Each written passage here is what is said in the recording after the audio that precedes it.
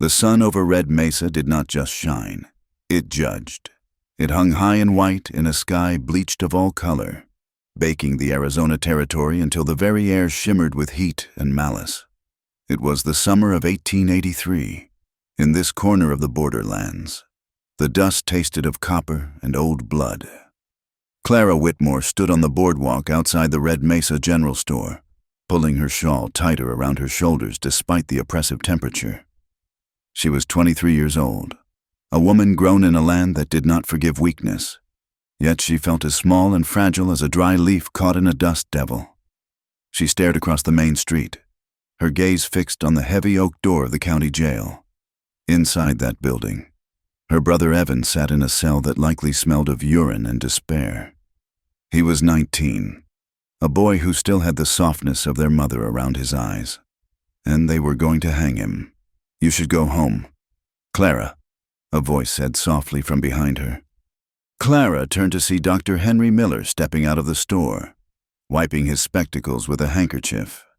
He was a kind man, one of the few in Red Mesa who had not yet been bought and paid for. But his kindness was as ineffectual as a paper parasol in a hailstorm. "I have no home to go to, Doctor," Clara replied, her voice steady but thin. "Not while Evan is in there. Not while the bank threatens to take the roof over my head." "Standing here won't change the mind of Judge Culloway," the doctor said, placing his glasses back on his nose. "And it certainly won't soften the heart of Silas Hargrove." At the mention of that name, the air seemed to become heavier. Silas Hargrove. The name was etched into every deed, every water right, and every cattle brand worth having in the valley. He was the reason the town breathed. He was the reason it choked. "Hargrove," Clara whispered, the name tasting like ash. "He knows Evan shot that man in self-defense. He knows his foreman sent those riders to cut our fences. Truth is a luxury, my dear." Dr. Miller sighed, glancing nervously up the street toward the grand two-story saloon that served as Hargrove's unofficial headquarters. "And in Red Mesa, Mr. Hargrove owns the monopoly on luxury." Clara looked back at the jail. 2 weeks ago, her father, John Whitmore, had been found face down in the dry creek bed, a bullet in his back. The sheriff called it a robbery, though nothing but his life had been taken. Now, Evan was accused of murdering one of Hargrove's hired guns who had come to inspect their property lines 3 days later. The charge was murder in the first degree. The trial was set for tomorrow, but the verdict had been decided the moment the handcuffs clicked shut. "I need to see him?" Clara said, stepping off the boardwalk into the dusty street. "The sheriff won't let you in," the doctor warned. "I'm not going to the sheriff," Clara said, though she did not explain further. She began to walk, her boots kicking up puffs of red dust. She needed to check on their horses. With the ranch in chaos and her father gone, she had brought their 2 remaining mares into town to board them at the livery, fearing they would be stolen if left unattended at the empty homestead. It was a drain on her last $11. But those horses were the only things of value she had left to sell if the worst happened. The livery stable was located at the edge of town, where the smell of hay and horse manure overpowered the scent of the dry sagebrush. The structure was a sprawling barn of gray, weathered timber, casting a long, cool shadow that offered the only mercy in Red Mesa. As Clara approached, the sound of men laughing and the sharp crack of a whip made her pause. She stepped into the shade of the wide barn doors, blinking as her eyes adjusted to the dim light. 3 men were gathered near the rear stalls. She recognized them instantly, Hargrove's men. They wore dusters coated in grime and low-slung gun belts that were not for show.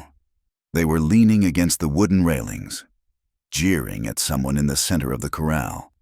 "Come on, Chief," one of the men spat, chewing on a toothpick. "Show us how the savages break a colt. Make him dance." In the center of the ring, holding the lead rope of a skittish, wild-eyed stallion, stood a man who seemed carved from the very sandstone of the canyons. He was tall, with broad shoulders that strained against a faded blue work shirt.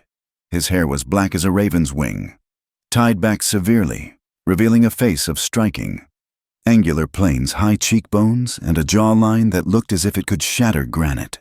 His skin was the color of deep bronze. This was Tomas Yazzie. Clara had heard the stories. Everyone had. They said he was Navajo, or Dean, as they called themselves, a relic of a people the government had tried to crush years ago. They called him the warrior no man dared to cross.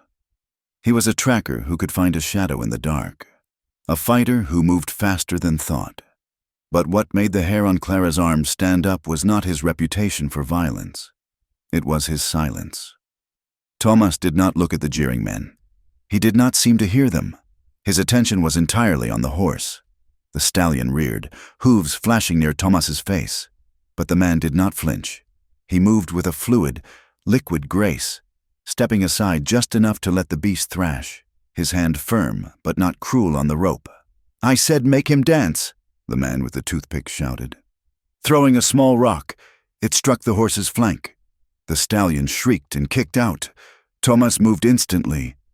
He snubbed the rope, bringing the horse's head down, murmuring something low and guttural, a sound that was not English, a sound that vibrated with an ancient rhythm. The horse trembled, sweat slicking its coat, but it stood still. Then, Tomas turned his head. He looked at the man who had thrown the rock. He did not speak. He did not reach for the knife sheathed at his belt. He simply looked. His eyes were dark, devoid of light, like two pieces of obsidian that had seen the end of the world and found it wanting. The laughter of the three men died in their throats. The man with the toothpick shifted uncomfortably, his hand hovering near his pistol. But he did not draw. There was a weight to Tomas's presence, a suffocating pressure that filled the barn. It was the threat of a storm that never breaks, the tension of a coiled rattlesnake. Clara felt her breath hitch. She should have been afraid. She was a white woman, alone, standing near a man her society deemed a savage and three men who were known killers. But as she watched Tomas, she felt a strange, magnetic pull. He turned his gaze away from the tormentors and, by chance, his eyes locked with hers. Time seemed to warp, stretching thin. In that split second, the dust and the heat vanished. Clara felt stripped bare. His look was not predatory, nor was it subservient. It was an acknowledgement of existence, stark and terrifying. He looked at her as if he could see the grief for her father rotting in her chest, the terror for her brother clawing at her throat. His eyes were intense, burning with a quiet fire that had been banked down under layers of ash. There was a tragedy there, buried so deep it would take a lifetime to excavate. He held her gaze for one heartbeat, then two. Then he turned back to the horse, his profile stoic, dismissing her as he had dismissed the gunmen. "What are you looking at, Missy?" one of Hargrove's men called out. Finally noticing her, Clara stiffened, her spine straightening. She was a Whitmore. She might be poor, and she might be losing, but she would not cower. "I am here to check on my mares," she said, her voice ringing clearer than she felt. "If you gentlemen are quite finished throwing stones at valuable livestock." The men chuckled, but the tension had broken. They tipped their hats with mocking exaggeration and brushed past her, their spurs jingling. As they passed, she heard one mutter, "Crazy Indian. The only reason Hargrove keeps him alive is 'cause he knows where the skeletons are buried." "Yeah," the other replied in a hushed tone. "If that mute ever decided to talk, half this town would hang. Lucky for the boss, he acts like he cut his own tongue out." They walked out into the sunlight, leaving Clara in the dim barn with the horses and the silent man. Clara walked to the stall where her mares were kept, her hands trembling slightly as she stroked the nose of the older horse. "Bess." She watched Tomas from the corner of her eye. He had finished calming the stallion and was now grooming it, his strokes long and rhythmic. He was working for them. That was the tragedy of it. The most dangerous man in the territory was nothing more than a tool for Silas Hargrove. He tracked them. Perhaps he even intimidated them. He was a weapon that Hargrove pointed at anyone who stepped out of line. And yet, looking at the gentle way his rough hand moved over the horse's flank, Clara could not reconcile the monster in the stories with the man before her. He must have felt her watching, for he paused. He did not look at her this time. He simply stopped, his hand resting on the horse's withers. The silence stretched between them, heavy with things unsaid. "My brother didn't murder that man," Clara said. The words tumbled out before she could stop them. She didn't know why she told him. Perhaps because he was the only person in the room who hadn't mocked her or offered useless pity. Thomas did not turn. He did not nod. He picked up a brush and continued his work. Clara felt a flash of foolishness rise to her cheeks. Of course he wouldn't care. To him, she was just another white settler, another part of the wave that had washed his people away. She turned and fled the stable, her heart pounding against her ribs. The sun began to dip toward the horizon, painting the sky in violent shades of purple and bruised orange. Clara sat in the small parlor of the boarding house where she had rented a room for 50 cents a night. It was an extravagance she could not afford, but the ranch was too far and the road too dangerous at night for a woman alone. The town of Red Mesa was winding down, but the noise from the saloons was ramping up. Pianos tinkled, glass shattered, and men shouted. It was a lawless symphony. Clara laid out her father's papers on the small, rickety table, a map of their land, a few unpaid bills, and a letter, unfinished, that he had been writing the night before he died. To the United States Marshal in Santa Fe, the letter began. "I am writing to report a systematic theft of water rights in the Rio Puerco Basin. Silas Hargrove has illegally diverted." The letter ended there. Clara traced the handwriting with her finger. This was why he was dead. It wasn't a robbery. John Whitmore had been about to bring the federal government down on Hargrove's empire, and somehow Hargrove had found out. She looked up as a knock came to her door. "Miss Whitmore?" It was the landlady, Mrs. Gable. "There is a message for you." Clara opened the door. Mrs. Gable, a stern woman with a face like a dried apple, handed her a folded piece of heavy, expensive paper. A boy brought it over from the big house. "Mrs. Gable said, her eyes wide with curiosity and fear. The big house was what everyone called Hargrove's mansion on the hill overlooking the town. Clara took the note. Her fingers felt cold. She waited until the landlady retreated down the hall before unfolding it. The handwriting was bold. Aggressive strokes of black ink. "Miss Whitmore. It grieves me to see a family of such standing fall into ruin. I believe there is a way to resolve the unfortunate situation regarding your brother. Come to my office tomorrow morning at 9 o'clock. We shall discuss a settlement. Silas Hargrove." Clara stared at the paper. A settlement.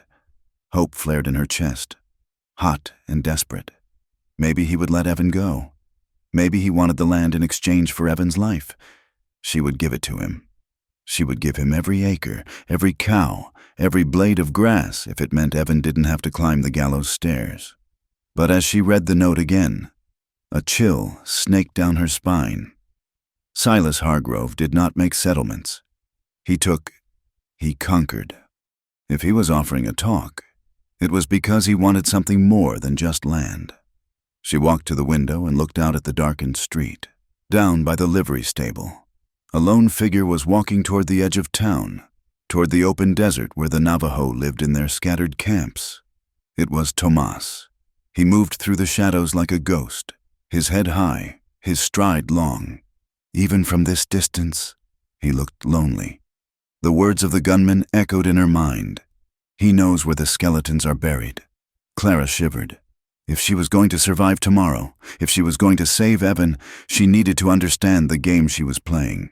And she had a terrible feeling that the silent warrior walking into the dark was the most important piece on the board. The town of Red Mesa slept under the watchful eye of the moon, but there was no peace. The wind howled through the canyons, sounding like the mourning cry of a mother who had lost her child. Clara blew out the kerosene lamp, plunging the room into darkness. She did not sleep.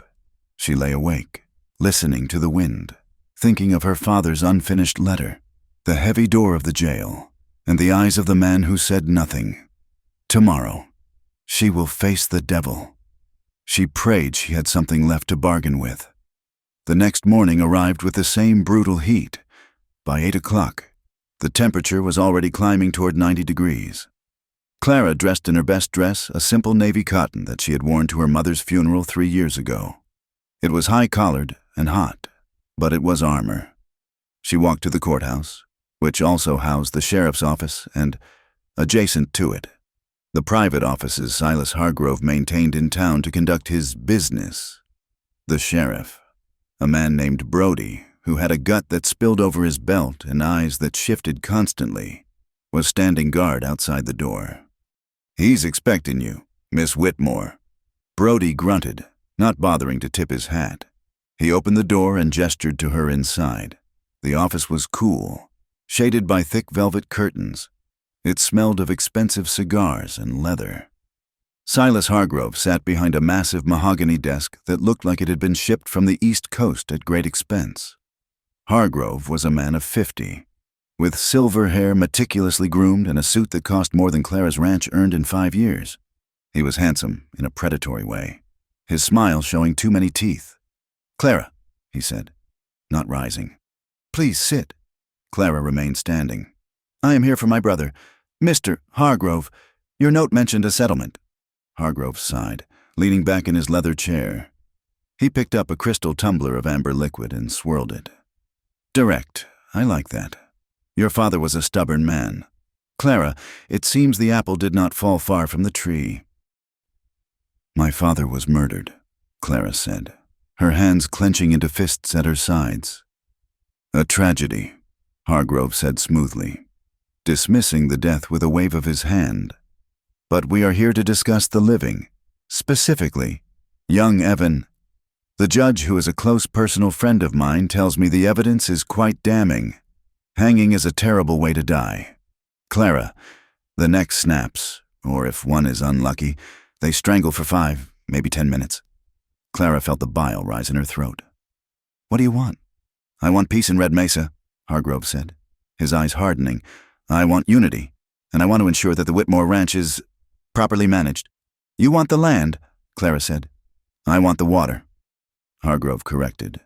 "But simply taking the land would look untoward. People might talk. No, I have a better idea. A way to save your brother and secure your future." He placed the glass down and leaned forward. The air in the room seemed to vanish. "There is a problem I have," Hargrove said softly. "A loose end. I have a man working for me. A Navajo. You know him." "Thomas Yazzie," Clara whispered. "The very one.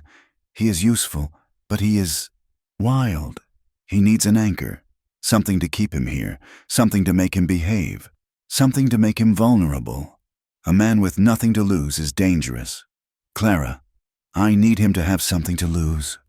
Clara frowned, confusion clouding her fear. "I don't understand. What does this have to do with me?" Hargrove smiled, and it was the smile of a wolf standing over a lamb. "The judge has agreed to commute Evan's sentence to time served. He will be released immediately. The charges dropped. The ranch will remain in your name." "And in exchange?" Clara asked, her voice trembling. "In exchange," Hargrove said, "you will marry Thomas Yazzie." The silence that followed was absolute. Clara felt the blood drain from her face. She gripped the back of the chair in front of her to keep from falling. "Marry him," she choked out.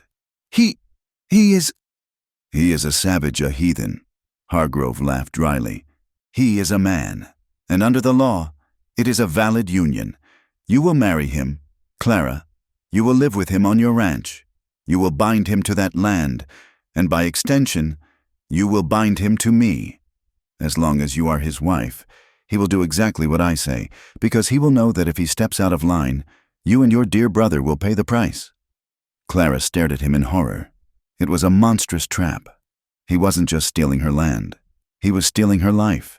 He was using her body and her name as a leash to control his enforcer.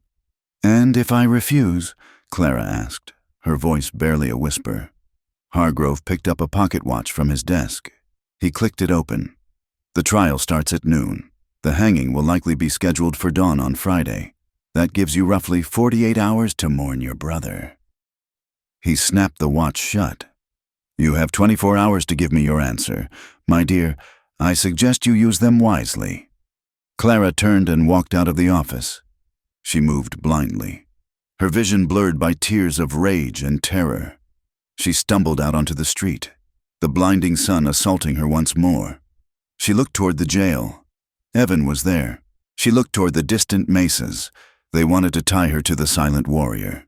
They wanted to chain her to a man whose eyes were like cold stones. She took a deep breath of the dusty air. She was cornered. She was trapped. But as she remembered the look in Thomas Yazzi's eyes that buried silent intensity, a strange thought took root in her mind. Hargrove thought he was forging a chain, but Clara wondered, with a sudden, fierce spark of rebellion, if he might be forging a blade instead. She would not let Evan die. If she had to walk into hell to save him, she would. Clara straightened her shawl. She had 24 hours. She needed to find Tomas. She needed to look him in the eye and see if there was a man behind the monster. Because if she was going to be sold to him, she needed to know if he was her jailer, or if just maybe he could be her salvation. The gavel struck the wooden block with a sound like a pistol shot, echoing through the stifling heat of the courtroom. Dust motes danced in the shafts of light cutting through the high windows, indifferent to the life that had just been weighed and measured. Evan Whitmore, Judge Calloway droned, his voice thick with the phlegm of cheap tobacco and expensive whiskey. You have been found guilty of the murder of Mr. Jedediah Thorne. Under the statutes of this territory, the punishment is death by hanging. Clara gripped the railing of the spectator gallery until her knuckles turned white. She felt as though the floor had opened up beneath her. Beside her, Dr. Miller let out a soft, defeated sigh. In the defendant's chair, Evan did not move. He sat slumped, his wrists in irons, looking smaller than his 19 years. He did not look back at her. He could not bear it. However, the judge continued, pausing to wipe sweat from his bulbous forehead with a stained handkerchief. This court recognizes the difficult circumstances of the territory and the need for civil stability. He shuffled the papers on his bench. The courtroom was packed. Ranch hands, town gossip, and Hargrove's hired guns lined the walls. Silas Hargrove himself sat in the front row, his legs crossed, looking for all the world like a benevolent patriarch attending a Sunday sermon. The execution is set for 7 days from today, Calloway announced, unless a plea of extraordinary reconciliation is filed and accepted by the aggrieved party's employer, Mr. Hargrove, regarding the restitution of the Whitmore estate. Clara felt a cold chill despite the suffocating heat. This was the script. They were reading lines written by the man in the front row. Court is adjourned. The judge grunted. As the sheriff hauled Evan away, Clara tried to rush forward, but a deputy blocked her path with a heavy arm. Not now, miss, he said, his eyes avoiding hers. The judge wants to see you in chambers. Mr. Hargrove, too. Clara straightened her spine. She smoothed the front of her navy dress, though her hands trembled. She walked past the gawking crowd, past the whispering women who covered their mouths with fans, and marched toward the heavy oak door at the back of the room. Inside, the judge's chambers smelled of stale smoke and old leather. Judge Calloway was already pouring himself a drink. Silas Hargrove stood by the window, looking out at the town he owned. A tragic business, Hargrove said, turning as the door clicked shut behind Clara. Truly tragic. A boy so young. Cut the performance, Silas, Clara said, her voice low and dangerous. You have the verdict you paid for. Now tell me the price of the appeal. Hargrove smiled, a slow spreading of lips that did not reach his eyes. I told you yesterday, Clara, I want peace. I want the water rights to the Rio Puerco secured for the railroad contract. But I cannot simply take your ranch. The federal surveyors are becoming tedious about property laws. He walked over to the desk and laid a document down next to the judge's bottle. This is a marriage contract, Hargrove said, and attached to it is a transfer of property management into a trust. The trust will be overseen by my firm until the marriage is deemed stable. Say, 10 years. Clara stepped closer. reading the upside-down text. The legal jargon was dense, designed to strangle hope. "You want me to marry Thomas Yazzie?" she said, the words tasting like copper. "It solves all my problems," Hargrove said, pacing around her. "You see, Thomas is the best tracker in the territory. He is the only man who can navigate the canyons where the Apache hide. I need him." "But he is a wild animal. Clara, he has no loyalty to money. He has no fear of death. A man like that is hard to control." Clara looked up, her eyes narrowing. The pieces of the puzzle slammed together in her mind with the force of a physical blow. "You are not giving him a wife," she realized aloud. "You are giving him a hostage." Hargrove stopped pacing. He looked delighted. "You are a sharp one. Yes, Thomas cares for nothing. He has no family left. My predecessors saw to that. But if he has a wife, a white woman standing, a woman whose safety depends entirely on his obedience, you are making me a human shield." Clara hissed. "If he runs, you hurt me. If he talks to the federal marshals, you hurt me. If he refuses to murder for you, you hurt me. And if you refuse to marry him," Hargrove said softly, leaning in close, "I will hang your brother next Friday at dawn." The room seemed to tilt. It was a double trap, a masterpiece of cruelty. He would use the marriage to legally absorb her water rights under the guise of the trust. And he would use her physical safety to leash the only man in the territory dangerous enough to kill him.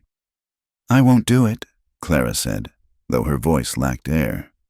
"Then go buy a pine box for Evan," Calloway muttered from his desk, taking a swig of whiskey. Clara closed her eyes. She saw Evan's face. She saw the fear in his eyes when the gavel came down. She saw the grave of her father, fresh and raw in the hard earth.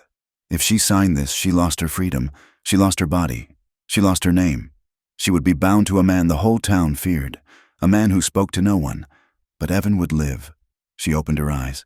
The fire of the Whitmore blood, which had driven her father to fight until he was shot in the back, burned hot in her chest. If she was going to be a trap, she would be one that snapped back. "I have conditions," Clara said. Hargrove raised an eyebrow. "You are hardly in a position to bargain, my dear." "I will not sign a blind contract," Clara stated, her voice steadying. "I want to see him. I want to speak to him. Alone." "He doesn't speak much," Hargrove chuckled. "I don't care," Clara said. "You want me to play the dutiful wife to your enforcer. You want me to be the bait in your trap. Then I need to know the animal I am caged with. I want 3 days. 3 days!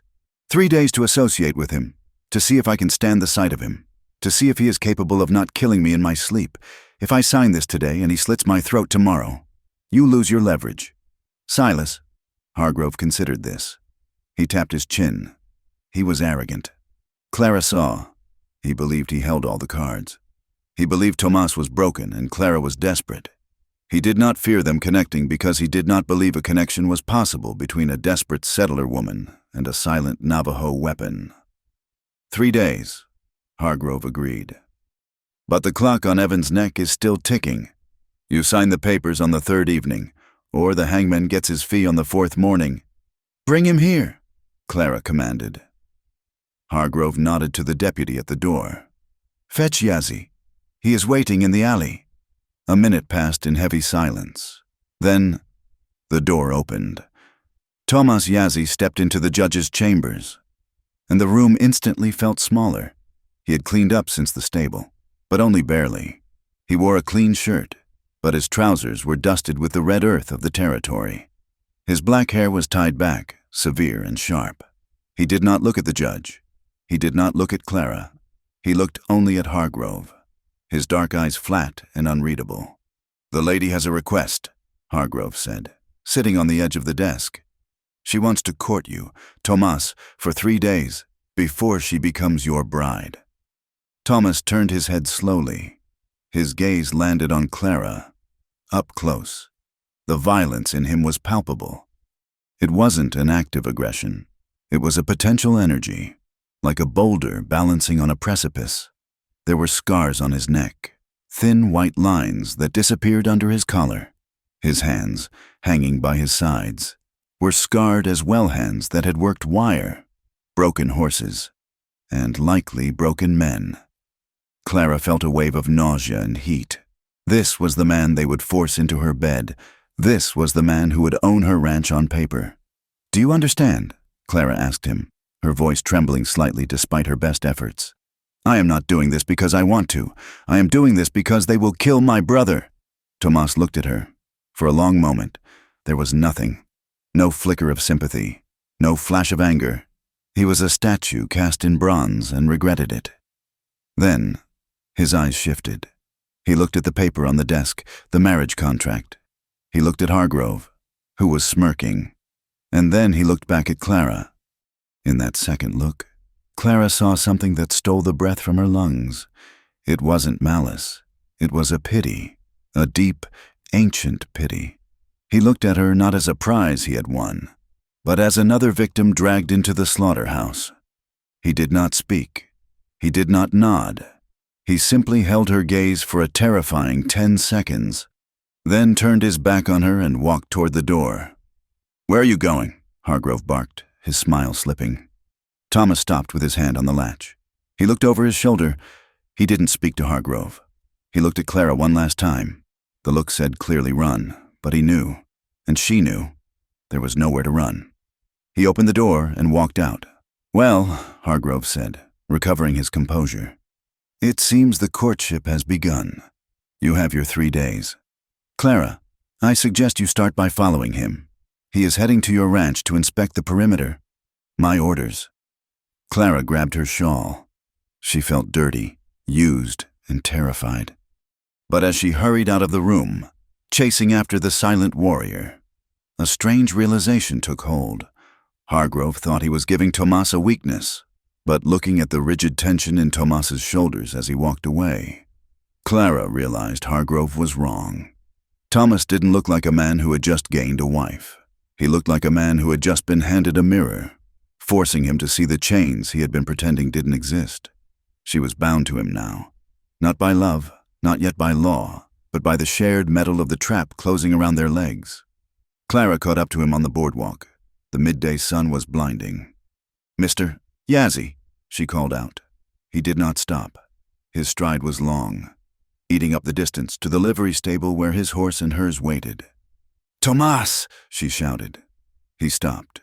He didn't turn around, but he stopped. Clara ran up to him, breathless. She moved around to face him, forcing him to acknowledge her. The street was busy. People watched them. A white woman confronting the Navajo outcast. The scandal was already writing itself in the eyes of the townsfolk. 3 days, Clara said, panting. "I have 3 days to decide if I can stomach this, and you have 3 days to convince me that you are not the dog they say you are." Thomas looked down at her. The sun cast his face in shadow. He reached out, and for a terrifying second, Clara thought he would strike her. Instead, he reached past her shoulder and unhooked a loose latigo strap on a hitching post that had snagged her shawl. He freed the fabric. "Go home," he said. His voice was rough, like gravel grinding under a boot heel. It was the first time she had heard him speak English. It was a voice unused to softness. "Go home and let them hang the boy. It is cleaner that way." Clara reeled back as if slapped. "What?" "To be dead is easy," Tomas said, his eyes scanning the horizon where the heat waves shimmered. "To be owned by him." He jerked his head toward Hargrove's office. "That is a dying thing that never finishes." "I will not let my brother die," Clara said fiercely. "And I will not let you or Hargrove scare me off. You are stuck with me, Mr. Yazzie, for 3 days. After that, God help us both." Thomas stared at her. A muscle feathered in his jaw. He seemed to be measuring her weight, not in pounds, but in spirit. "Get your horse," he said finally, turning toward the stable. "If you fall behind, I leave you." Clara watched him walk into the darkness of the barn. She felt the heavy, suffocating weight of the future pressing down on her. The title of wife would be a shackle. The ranch would be a prison. But as she followed him, she remembered the look in his eyes, the warning, the pity. He hated this. He hated Hargrove.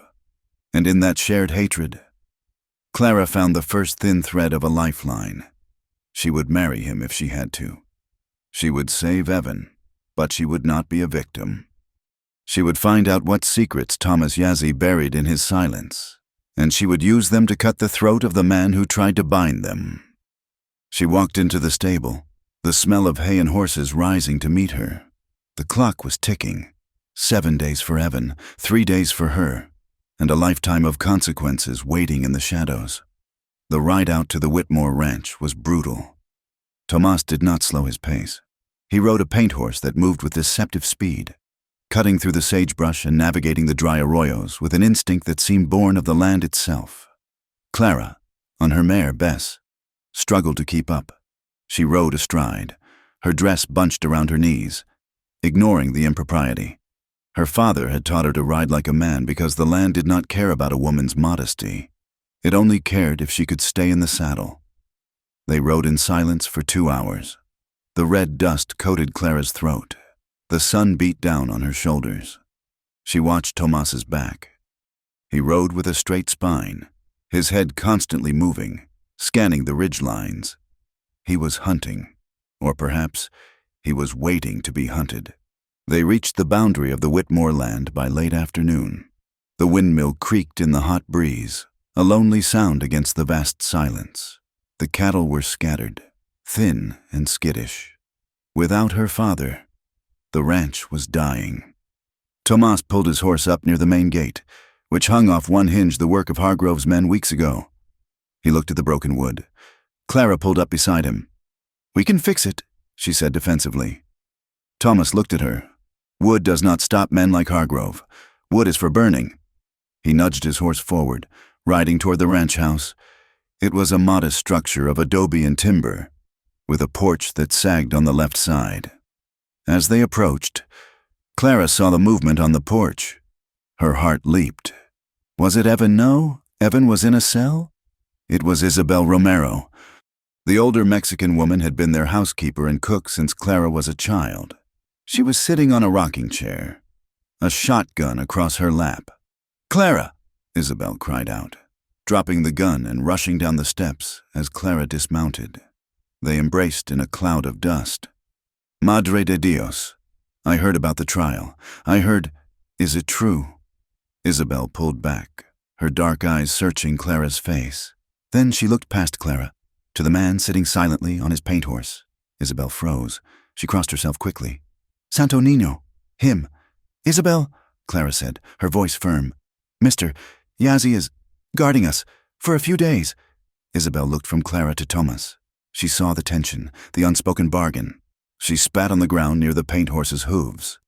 "The devil sends his hound," Isabel muttered in Spanish. Thomas did not react. He dismounted with a fluid grace. He tied his horse to the rail. He looked at the house, then at the horizon, then at the water pump.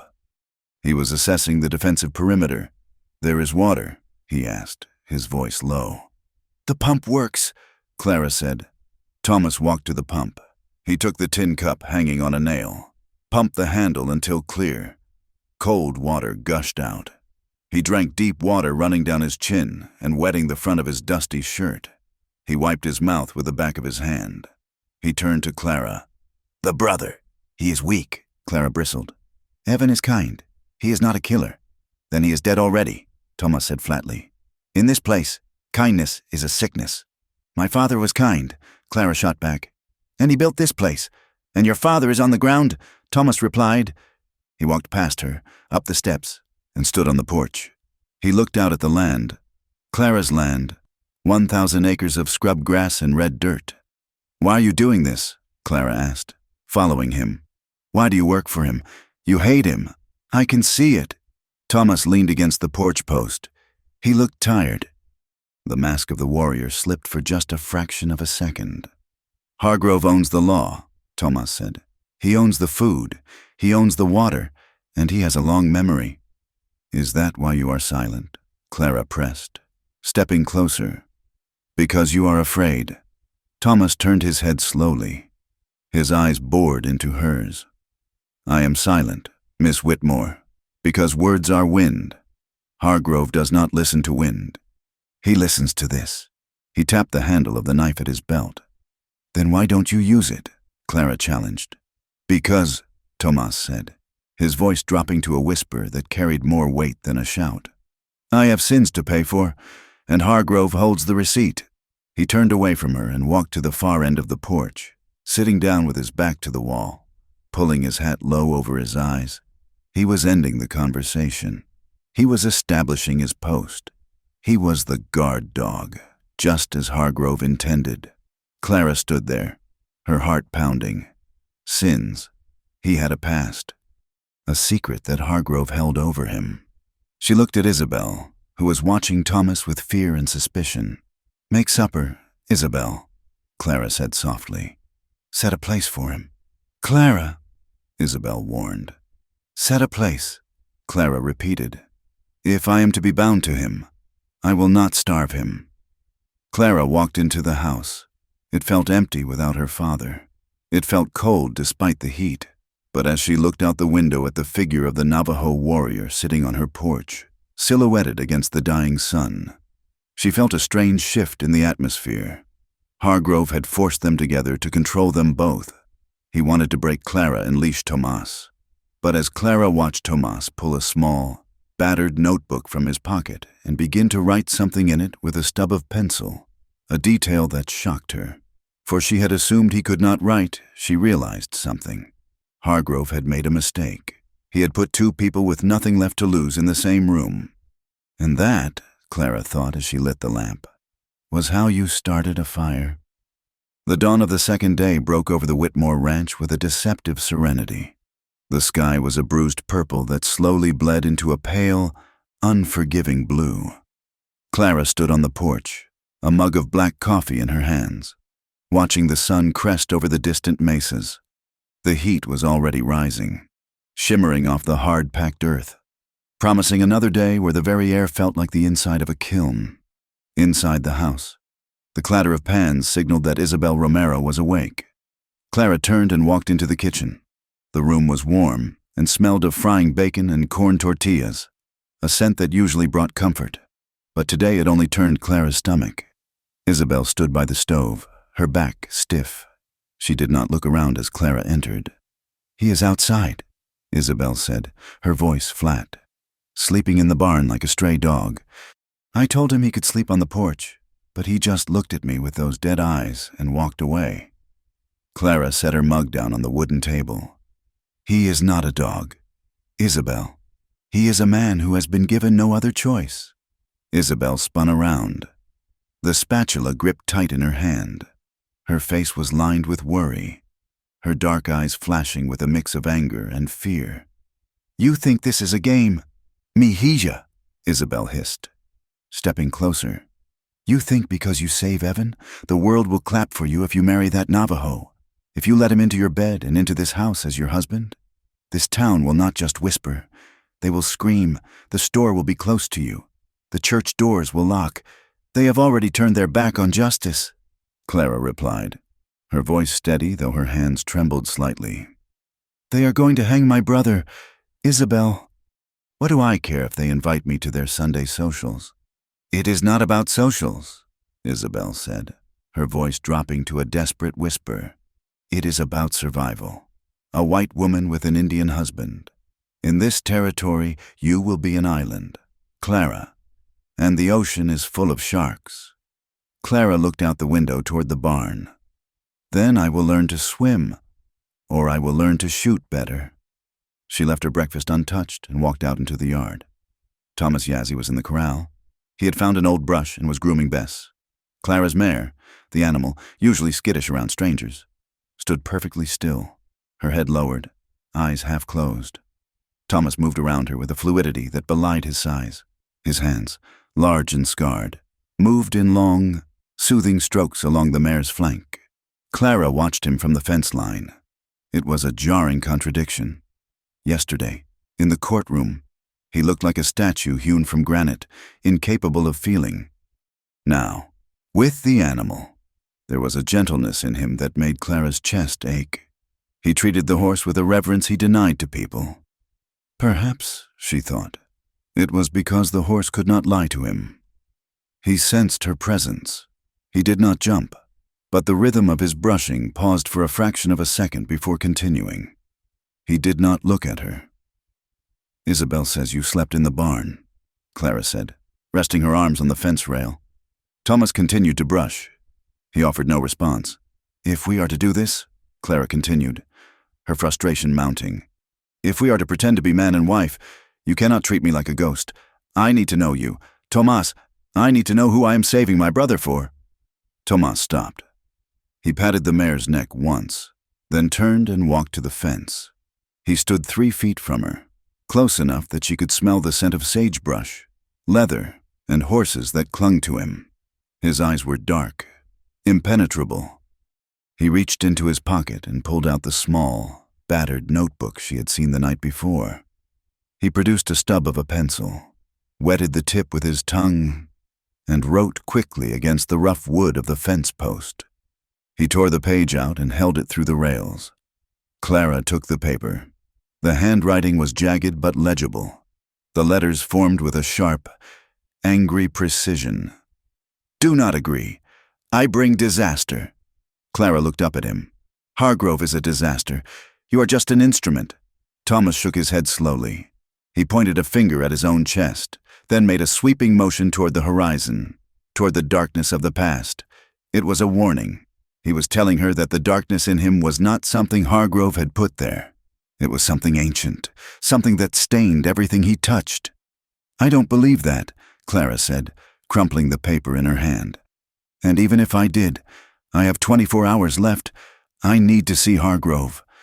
I need to see where you live." Thomas narrowed his eyes. He shook his head again, more firmly. "I am going," Clara stated. "You can ride with me, or you can chase me." The ride to Silas Hargrove's estate took them through the heart of the valley. The estate sat on a rise overlooking the river, a sprawling mansion of white-painted timber and red brick that looked entirely out of place in the rugged desert. It was a monument to vanity, surrounded by green lawns kept alive by water that should have been flowing to the struggling ranches downstream. As they approached the main house, Clara felt a simmering rage. Her father had died from that water. They dismounted at the front steps. A stable boy ran to take the horses, looking fearfully at Tomas. Tomas ignored the boy, his hand resting casually near the knife at his belt. Hargrove was expecting them. He met them in the grand foyer, wearing a silk smoking jacket despite the early hour. "Clara," he boomed, spreading his arms. "And Thomas? How charming." The happy couple went out for a morning ride. "I want to see the contract again," Clara lied. "And I want to see where my husband lives." Hargrove laughed, a dry, rattling sound. "Practicality. I admire that, but Tomas lives in the workers' quarters. It is hardly fit for a lady." "If I am to marry him," Clara said, her voice cold, "I will know everything he owns, or the deal is off. And you can explain to the governor why you hanged a boy without sufficient evidence when his sister was willing to negotiate. It was a bluff, but it landed." Hargrove's smile tightened. "Very well. Tomas, show her your hovel, but be back within the hour. I have errands for you."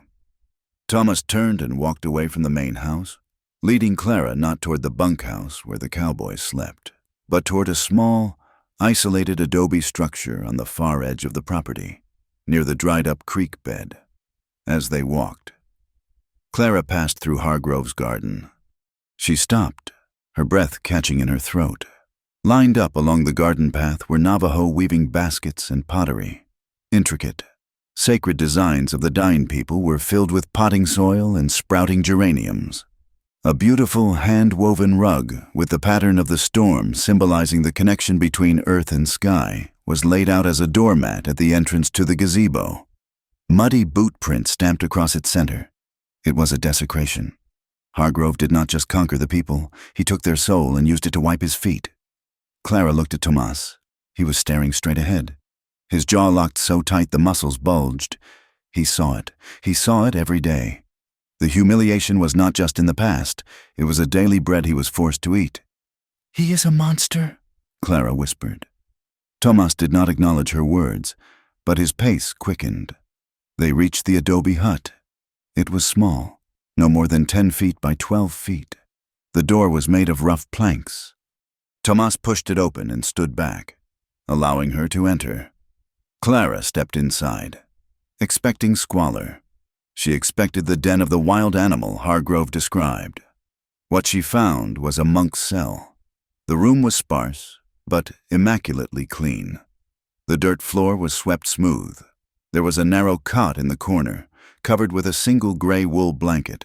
A small wooden table stood against the wall with a basin of water. But it was the objects on the rough-hewn shelves that caught Clara's breath. There was a small pouch of leather, smelling of sage and cedar traditional herbs. Next to it lay a small, incredibly sharp knife, its handle carved from deer antler. And hanging on the wall was a fragment of a woven blanket. The colors faded, but the pattern unmistakable, the Spider-Woman cross, a symbol of hope and weaving. It was a piece of a life that had been torn apart, and on the table, next to a small oil lamp, was a stack of books. Clara walked over and touched them. The Count of Monte Cristo, a book of legal statutes for the territory of New Mexico, a Bible, and on top of them, the notebook. She turned to Tomas, who was standing in the doorway, blocking the harsh sunlight. "You can read," she said. It wasn't a question, and not just simple words. Dumas law books. Tomas stepped inside and closed the door, plunging the room into cool shadows. He walked to the table and picked up the notebook. He opened it, revealing pages covered in dense, tight handwriting. He looked at her, and for the first time, Clara saw the intelligence burning behind the mask. He wasn't a brute. He was a scholar who had been forced to become a weapon. "Why?" she asked. "Why do you let them think you are what they say you are?" He grabbed the pencil from the table and wrote on a fresh page. He handed it to her. "Speech is for those who are heard. To them. My voice is a noise. My silence is the only thing they cannot own." Clara stared at the words. He did not speak because to speak English, to beg or argue in their tongue, was to validate their conquest. His silence was a fortress. It was an act of defiance. "You know what Hargrove is doing," Clara said, looking up from the paper. "You know about the water." She reached into her dress pocket and pulled out the folded map she had found in her father's desk earlier that morning. She spread it on the small table. "My father found this," she said, tracing the blue line of the Rio Puerco. "Hargrove has dammed the river upstream, on public land, illegally. He is starving the small ranches so he can buy them for pennies. He killed my father because my father was going to write to the federal marshal in Santa Fe." Tomas looked at the map. His eyes scanned the lines. He knew the land better than any mapmaker. He nodded slowly, tracing a spot in the canyonlands with his finger. He tapped it twice. "That's where the dam is?" Clara asked. He nodded. "If we can prove it." "Sssss," Clara began, a spark of hope igniting. Suddenly, the door banged open. Clara jumped, spinning around. Silas Hargrove stood in the doorway, blocking the light, flanked by two of his hired guns. "Cozy," Hargrove sneered, stepping into the small room. He looked around with a sneer of disgust. "I see you have been making yourself at home in the kennel. Clara." "We were discussing the future," Clara said, quickly folding the map and shoving it behind her back. Hargrove didn't seem to notice the map. His eyes were fixed on Tomas. He walked over and picked up the fragment of the woven blanket from the wall. He fingered the wool carelessly. "Trash," Hargrove muttered. "Just like the people who made it." He dropped the fabric on the dirt floor and ground his polished boot heel into it. Thomas did not move. He stood perfectly still, but Clara saw his hand twitch toward the knife on the table. It was a microscopic movement, checked instantly by a will of iron. "I need you to ride to the railhead," Hargrove commanded, turning his back on Tomas as if he were furniture. "The new shipment of wire is arriving. Make sure the station master doesn't cheat on the weight. You have a good eye for cheating, don't you, boy?" He turned and slapped Thomas lightly on the cheek. It was not a blow meant to hurt. It was a blow meant to demean. It was how one corrected a disobedient dog. "Look at me when I speak to you," Hargrove snapped. Tomas raised his eyes. They were burning. "Good dog," Hargrove smiled. "Now go." Something in Clara snapped. The fear that had been strangling her for 2 days vanished, replaced by a white-hot fury.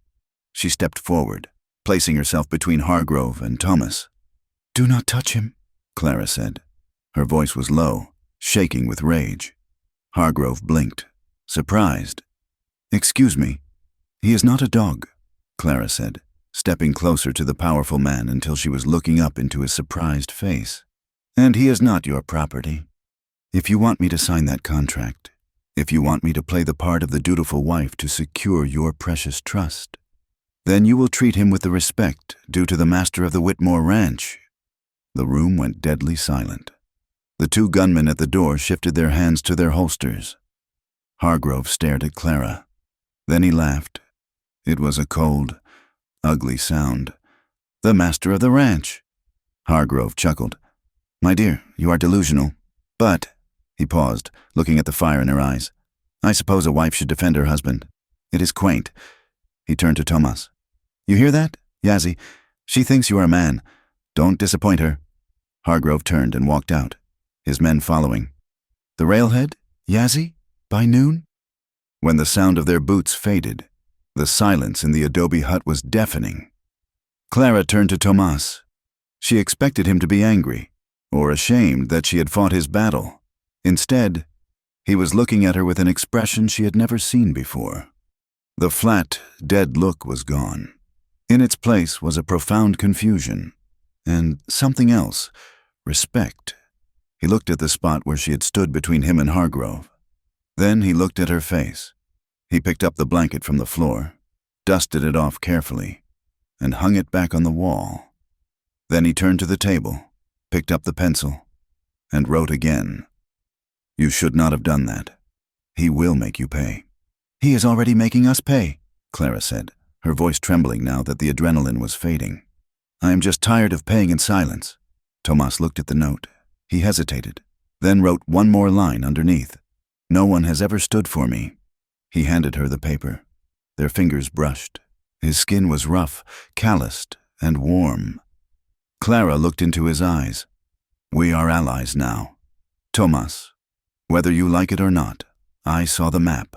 I know what he is doing, and I know you are the only one who can help me stop him." Thomas took the notebook back. He tore out the page with his writing and held it over the flame of the oil lamp. They watched the paper curl and blacken into ash. He looked at Clara and gave a single, sharp nod. It wasn't a promise of love. It wasn't even a promise of safety. But it was an agreement. He would not just be the silent witness to her destruction. As Clara walked out of the hut into the blinding sunlight, she felt the weight of the secret he carried. It wasn't just the water. It wasn't just the past.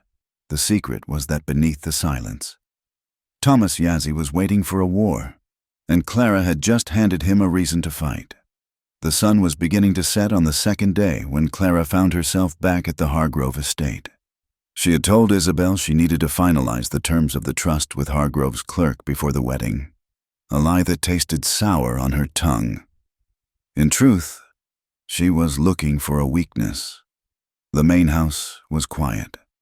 The clerk had left the side door to the study slightly ajar to let in the evening breeze.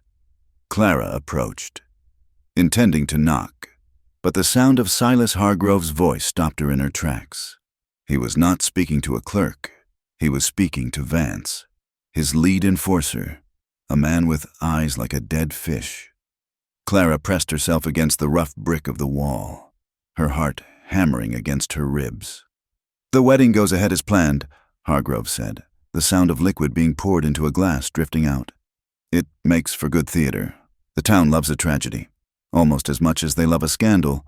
"And after?" Vance asked. His voice was a low rumble. "After, we wait a month." Hargrove replied casually, "Let the ink dry on the trust documents. Then, perhaps a fire at the ranch. The Santa Ana winds are terrible this time of year. If Clara and her new husband were to perish in their sleep, well, the land would legally revert to the trust's executor. Me." Clara clamped a hand over her mouth to stifle a gasp. It was not just a marriage of convenience. It was a death sentence. He never intended to let them live. He intended to bury them on the land he stole. She backed away slowly, her boots silent on the grass, until she was clear of the house. Then she ran. She ran to her horse, mounted, and kicked Bess into a gallop that bordered on recklessness.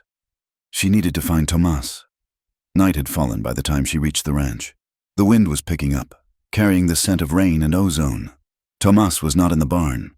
She found him near the northern fence line, a shadow against the darkening sky, repairing a break where the wire had been cut. Clara slid from her saddle, her legs shaking. "He is going to kill us," she said. The words tore out of her throat, raw and terrified. Tomas stopped working. He turned slowly, the wire cutter still in his hand.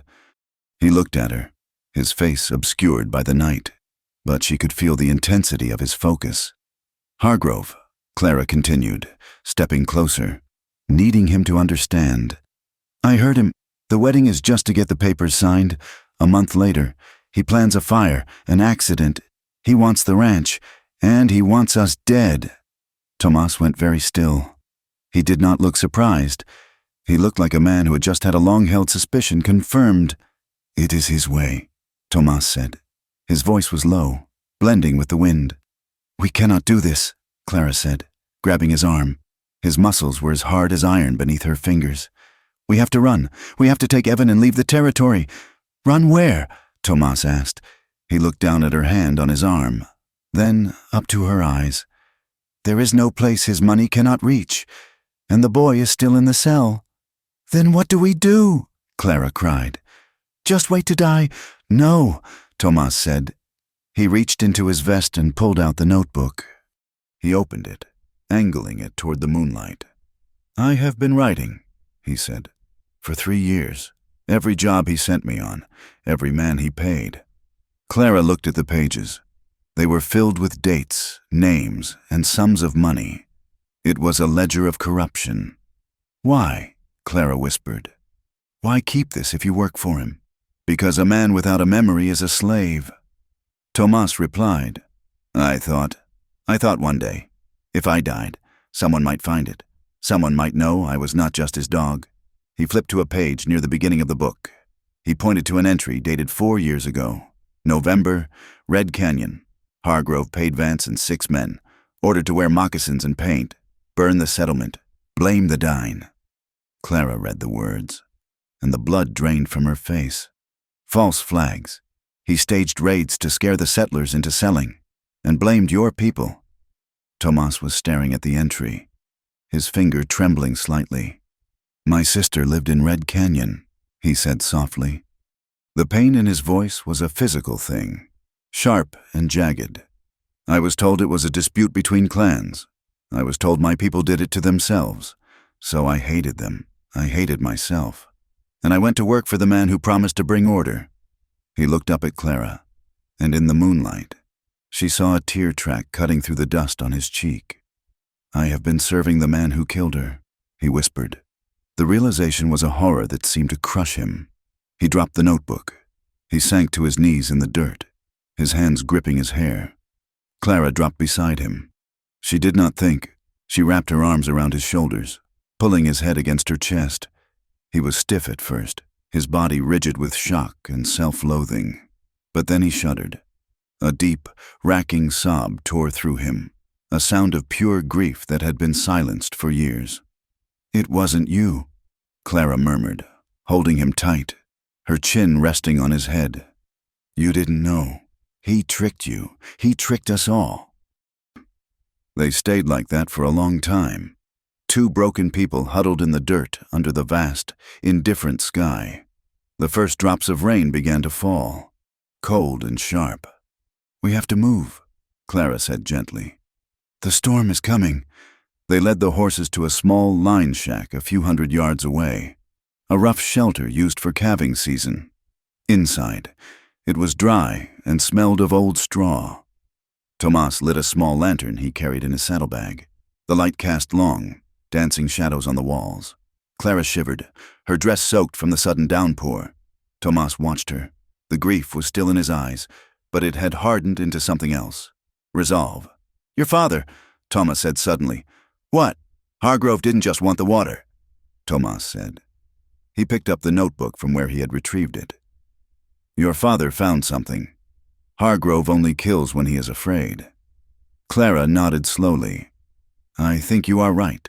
My father was writing to the marshal. He must have had proof. She moved to sit on a bale of hay, wincing as she put weight on her hand. She had scraped it on the wire fence in her panic. Blood was welling up on her palm. Thomas saw it instantly.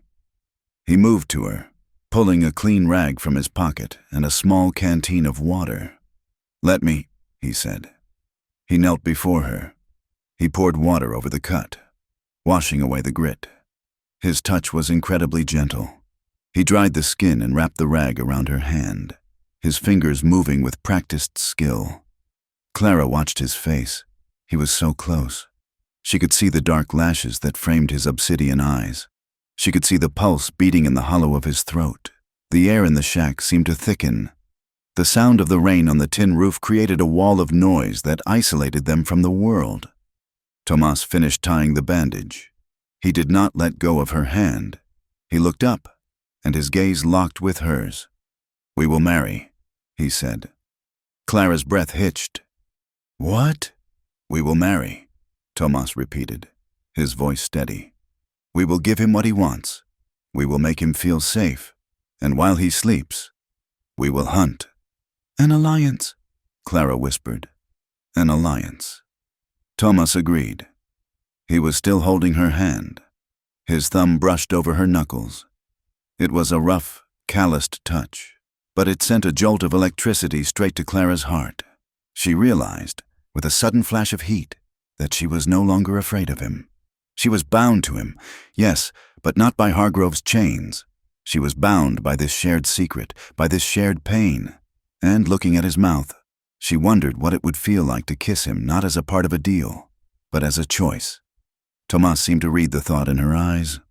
He pulled back, releasing her hand, though his gaze lingered on her lips for a second too long. Sleep, he said, moving to the other side of the shack. Tomorrow is the wedding. The church in Red Mesa was a small, whitewashed building that usually smelled of beeswax and repentance. Today, it smelled of judgment. The pews were half full. The townspeople had come not to celebrate, but to gawk. They whispered behind their hands, their eyes darting from Clara to the savage standing beside her. Clara wore her mother's wedding dress, hastily altered.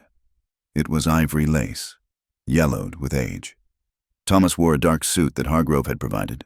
It fit him well, emphasizing the breadth of his shoulders, but he looked like a wolf forced into a collar. Evan stood by the altar as the witness. He looked pale and thin, fresh from the jail cell, his eyes wide with confusion and guilt.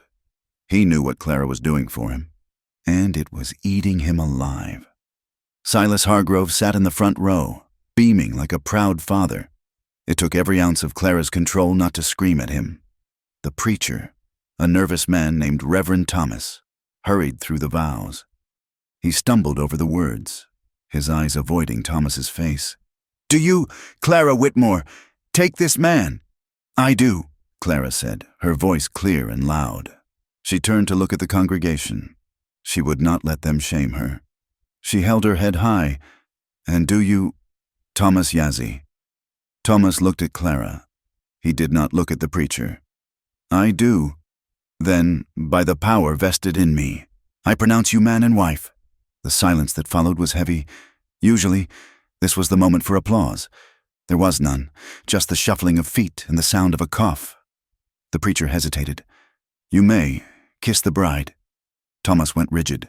He looked at Clara, a question in his eyes. He would not force her. He would not humiliate her by claiming a right she did not want to give. But Clara saw the smirk on Hargrove's face. He was enjoying this. He was enjoying the awkwardness, the degradation of the moment. Clara stepped forward. She reached up and placed her hands on Thomas's face. His skin was warm. She felt the tension in his jaw. She rose on her tiptoes and pressed her lips to the corner of his mouth. It wasn't a passionate kiss. It was soft, brief, and incredibly tender. But it was real. It was a claim. She was telling the room, and Hargrove, and Thomas himself. I choose this. You do not own my shame. A ripple of shock went through the room. Thomas's eyes widened slightly. For a moment, his hand came up to touch her waist, steadying her. When she pulled back, she looked at him. We fight, her eyes said. He gave a nearly imperceptible nod. We fight. They returned to the ranch in the late afternoon. The sky was gray, threatening more rain. The mood was somber, but there was a new energy between them. They were no longer strangers. They were conspirators. Evan had gone straight to his room to rest, exhausted by the ordeal. Isabel was in the kitchen, banging pots loudly to express her displeasure. But she had cooked a feast. We need to find it, Clara said as soon as they were alone in the main room. My father's proof. He wouldn't have just written a letter. He would have kept copies, receipts. Where would he hide it? Thomas asked. He had removed the restrictive jacket and rolled up his sleeves. His desk, Clara suggested. They searched the desk. Nothing. They searched the floorboards under the rug. Nothing. Think, Thomas said. He was a man of the land. Where is the heart of the ranch? The water, Clara said instantly. Everything was about the water. The pump, Thomas said. They ran outside. The windmill stood tall against the gray sky. The blades turning slowly in the wind. The pump housing was a heavy iron casing at the base. Thomas knelt in the mud. He ran his hands over the metal. Here, there was a seam in the casing that looked like a repair, but the bolts were slightly different. Thomas pulled the knife from his belt, the antler-handled one, and used it to work the bolts loose. He pried the metal plate off. Inside, wrapped in oilcloth to protect it from the damp, was a small metal box. Clara's hands shook as she took it. She opened the lid. Inside were papers, dozens of them. Water rights transfers. Clara read, flipping through them. Forgeries. And here, a letter from the surveyor admitting he was bribed. She pulled out a thicker envelope at the bottom. It was addressed to Marshal Reed in Santa Fe. Clara opened it. It contained a detailed timeline of Hargrove's activities, sworn statements from 2 former ranch hands who had disappeared, and a map marking the location of the illegal dam and the mass graves of the Navajo raiders, who were actually Hargrove's victims. This is it, Clara breathed. This is enough to hang him. Thomas took the map. He stared at it. His face was unreadable, but his eyes were cold. We have the weapon, he said. Now we need to aim for it. Clara replied. She looked at her husband, her partner. The sun was setting, casting long red shadows across the yard. They stood shoulder to shoulder, the evidence of a lifetime of crimes in their hands. Hargrove thought he had bound them in a trap. He thought he had neutralized the threat. Clara closed the box with a snap. Tomorrow, she said, we will go to war. The heavy thud of hooves against hard-packed earth announced the arrival of the riders long before they were visible through the rising dust. It was mid-morning, the sun already a white-hot coin punched into the sky. Clara stood on the porch, her hand instinctively going to the Colt Navy revolver she now wore at her hip. Beside her, Thomas stood motionless, his eyes fixed on the approaching cloud. Vance, Hargrove's lead enforcer, pulled his horse up sharply at the gate. 4 men, all heavily armed, flanked him. Yazzie, Vance shouted, spitting a stream of tobacco juice into the dirt. Saddle up. Boss wants you. He is busy, Clara called out, stepping forward. We have fences to mend, Vance laughed, a dry, rattling sound. Fences can wait, Mrs. Yazzie. We got reports of Navajo renegades near the canyon. The boss wants his best tracker to lead the way. Unless, of course, he's lost his nerve playing house. Thomas did not react to the insult. He looked at Clara. The look was brief, but it carried a weight of communication they had built over the last 48 hours. This is it, his eyes said. He is separating us. It was the opening move of the endgame. Hargrove wanted Thomas away from the ranch so the accident could happen to Clara. Or perhaps he planned to put a bullet in Thomas's back out in the Badlands and claim the renegades did it. Thomas stepped off the porch. He walked to Clara, to Vance and the others. It looked like a husband saying a cold goodbye to a wife he barely knew. But as he passed her, his hand brushed hers. "The box," he whispered, his voice barely a breath. "In the saddlebag," she murmured back. Under the grain, they had anticipated this. The metal box from the pump and Thomas's notebook were wrapped in oilcloth and hidden in the bottom of his saddlebags, beneath a deceptive layer of oats and supplies. "I will find the trail," Thomas said aloud, his voice flat and carrying to the men at the gate. Then, softer, for her alone. "Hold the line. Come back," Clara said, her throat tight. He nodded once, then turned and strode toward the barn to saddle the paint horse. 10 minutes later, he was gone, riding north with Vance's posse. Clara watched the dust settle, a cold knot forming in her stomach. She was alone now. "Evan, Isabel!" Clara turned and shouted, her voice cutting through the morning heat. "Get the rifles. Call the hands." There were only 3 vaqueros left who had not been scared off by Hargrove's threats. Jim, a weathered old hand who had ridden with her father. Mateo, a young boy barely older than Evan, and Rusty, who was missing 2 fingers but could still shoot straight. "What is it, Clara?" Evan asked, running out from the house, a Winchester rifle in his hands. He looked terrified, but the sullen defeat of the jail cell was gone, replaced by a frantic energy. "Hargrove took Tomas away," Clara said, pacing the length of the porch. "He means to hit us tonight. He thinks we are defenseless. The renegades?" Mateo asked, eyes wide. "There are no renegades," Clara said grimly. "Just Hargrove's men in paint. We have until sundown to turn this house into a fortress." The next 8 hours were a blur of desperate labor, under Clara's direction. They barricaded the windows with heavy oak shutters and furniture. They dragged the heavy water troughs from the corral to the front of the house, overturning them to create cover. They dug shallow trenches in the yard, creating firing positions that covered the approaches. Most importantly, they filled every bucket, pot, and barrel with water from the pump. "Fire," Isabel said, crossing herself as she hauled a heavy pail into the kitchen. "They will bring fire. It is the coward's weapon. Let them come," Jim spat, checking the action on his rifle. "I got 20 rounds for the first 20 who show their ugly faces." As the sun began to dip below the horizon, painting the sky in violent streaks of crimson and violet, a heavy silence fell over the ranch. The wind died down. The birds stopped singing. Clara took her position on the second-floor balcony, lying prone behind a stack of sandbags they had hauled up. From here, she had a view of the entire valley floor. She checked her revolver, then the repeater rifle beside her. "Evan?" she called down softly to where her brother was crouched behind the overturned trough on the porch. "Stay low. Do not fire until you see the whites of their eyes. Ammunition is life." "I know, Clara." Evan's voice wavered, but held. Night fell like a shroud. The moon was a thin sliver, offering little light. They waited. 1 hour, 2. Clara's muscles cramped. The silence was so thick it felt like it was pressing against her eardrums. She thought of Thomas. Was he alive? Had he managed to slip away from Vance, or was he lying in a ditch somewhere? His silence finally permanent? No, she told herself fiercely. He is the warrior no man dares to cross. He will not die in the dark. Then she heard it. It started as a low rumble, like distant thunder, but the sky was clear.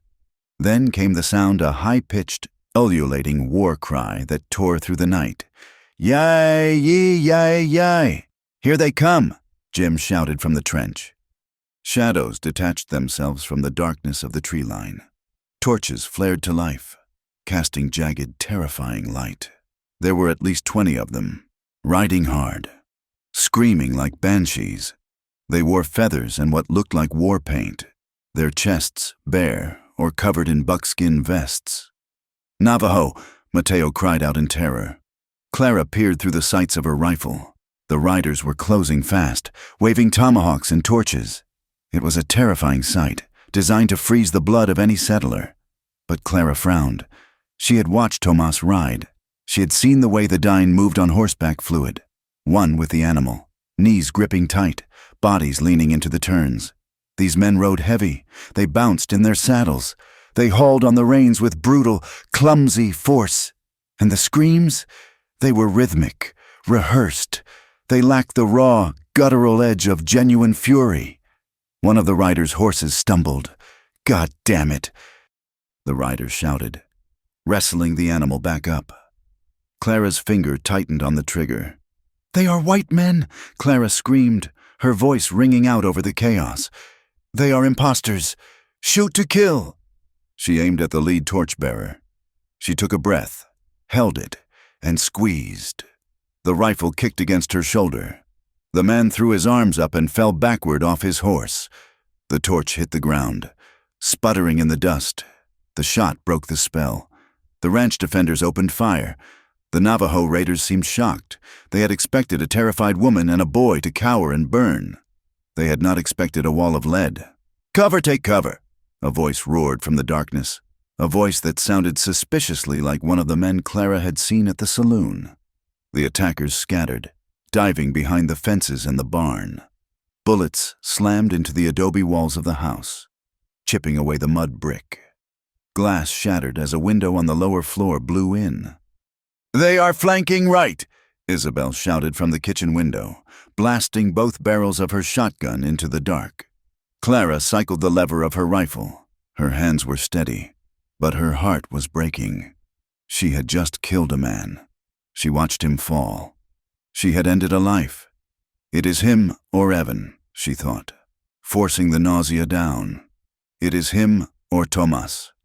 A bottle with a burning rag stuffed in the neck sailed through the air, landing on the porch roof. The dry shingles caught instantly. "Fire!" Evan screamed. "The buckets!" Clara yelled. Isabel and Mateo abandoned their posts to throw water on the flames. The fire hissed and steamed, fighting for life. But the water beat it back. Another Molotov cocktail flew, landing in the yard, illuminating the trench where Jim was firing. "I see 'em!" Jim yelled. "3 of 'em by the well!" Clara shifted her aim. She saw the shapes moving. She fired again and again. She was not shooting at targets anymore. She was shooting at the darkness that threatened to swallow her family. Every pull of the trigger chipped away at her soul. She was becoming a killer. She was becoming part of the violence of the territory. But as she looked down at Evan, who was reloading with shaking hands, she knew she would burn the whole world down to keep him safe. The battle raged for what felt like hours, though it was likely less than one. The ammunition was running low. The attackers were getting bolder, realizing the defenders were few. "They are rushing the porch," Jim screamed, his voice cut short by a grunt of pain. "Jim!" Clara cried. She looked down. The old vaquero was slumped in the trench, clutching his shoulder. 5 men were sprinting across the open yard, keeping low, heading for the front door. They carried axes and torches. Clara fired her last rifle round, dropping the one in the rear. She grabbed her revolver. "Evan, the door!" she shrieked. The heavy wood of the front door shuddered as an axe slammed into it. Then another blow. Wood splintered. Clara scrambled over the sandbags. Intending to jump down to the porch roof and drop into the fight, she would not let them cross the threshold. "Open it up and gut 'em!" a man shouted from the other side of the door. Isabel was there, holding a butcher knife, her face a mask of terrifying resolve. The door gave way with a crash. Clara raised her pistol. Suddenly, a sound cut through the noise of the gunfire and the crackling flames. It was not a war cry. It was not a scream. It was the clear, sharp call of a bugle. The attackers froze. The men on the porch turned around, confusion on their painted faces. From the darkness to the north, the ground began to shake. A thunder of hooves, heavier and more disciplined than the raiders, rolled over the ranch. "Federal cavalry!" someone screamed. Out of the night, a wedge of riders smashed into the flank of the attacking force. They wore the blue uniforms of the United States Army, and at their head rode a man in a duster coat with a silver star on his chest. And beside him, riding the paint horse like a demon unleashed, was Tomas Yazzie. "Drop your weapons," the man with the star roared, his voice booming like a cannon. "By order of the United States Marshal." The Navajo raiders panicked. They tried to run, to reach their horses, but the cavalrymen were on them. Rifle butts swung. Horses shouldered men into the dirt. It was over in minutes. The men on the porch threw down their axes and raised their hands. Terrified, Clara lowered her pistol. She stood on the balcony, her chest heaving, her face streaked with soot and sweat. She watched as the cavalry rounded up the attackers, forcing them to their knees in the yard. Tomas pulled his horse up hard near the porch. He didn't wait for the animal to stop completely before he vaulted off. "Clara!" he shouted, his voice raw. "I am here," she called down. She ran back through the bedroom, down the stairs, and out onto the porch. She stumbled over the debris of the door. Tomas was there. He caught her before she hit the ground. His arms went around her, crushing her to him. He was covered in dust, his shirt soaked with sweat, but he was solid. He was alive. "You are safe," he rasped into her hair. "You are safe." Clara clung to him, burying her face in his chest. The smell of him, horses, sage, and sweat was the only real thing in the world. She was shaking uncontrollably now, the adrenaline crash hitting her like a physical blow. "I shot them," she sobbed into his shirt. "I killed him. Tomas, I killed him." "I know," Tomas said, his hand holding the back of her head, pressing her close. "I know. You did what you had to do." He pulled back slightly, framing her face with his large hands. His eyes searched hers, checking for wounds. "You are not alone," he said fiercely. "Do you hear me? You stopped surviving alone. We survived together." Clara nodded, tears cutting tracks through the soot on her cheeks. "Miss Whitmore," a deep voice rumbled. Clara turned into Thomas's arms. The man with the silver star had dismounted and walked up the steps. He was older, with a gray mustache and eyes that had seen too much sin, but still believed in law. This was Marshal Reed. Behind him, 2 deputies were dragging the leader of the raiders forward. They had used a rag to wipe the paint from his face. It was the man Clara had recognized from the saloon Vance's second-in-command, a thug named Kincaid. "This man has something to say," Marshal Reed said, looking down at Kincaid. Kincaid looked at the marshal, then at the cavalrymen surrounding him, then at the rope hanging from a nearby saddle horn. He broke. "It was Hargrove," Kincaid blubbered. "Hargrove hired us. He told us to paint up. He said to burn the ranch and make it look like the Indians did it. He said to kill everyone inside." "Why?" Marshal Reed asked, his pen poised over a notebook. "The water," Kincaid spat. "And because she knows too much. Because the Indian knows too much." Marshal Reed nodded. He looked at Clara. "Mrs. Yazzie, your husband tells me you have evidence to corroborate this confession." Clara pulled away from Tomas, though she kept one hand gripping his arm. "I do." She walked to the kitchen, where Isabel was standing guard over the metal box. Clara picked it up and brought it out. "This is my father's investigation," Clara said, handing the box to the marshal. "He found the illegal dams. He found the bribery records. And this," Tomas said, stepping forward. He reached into his pocket and pulled out the battered notebook. "This is the record of the work I did for him. Dates, names, payments, and the location of the bodies in Red Canyon." Marshal Reed took the notebook. He flipped through the pages, reading the meticulous entries.